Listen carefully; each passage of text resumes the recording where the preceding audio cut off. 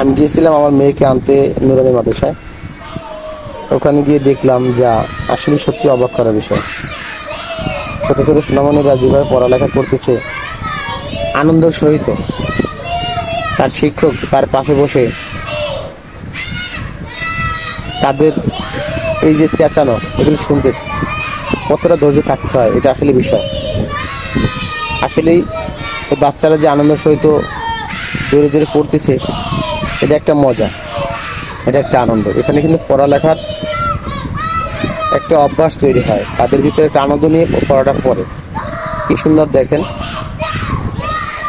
এই পড়াগুলো পড়তেছে, আসলেই খুব সুন্দর লাগছে আমার কাছে। ধন্যবাদ।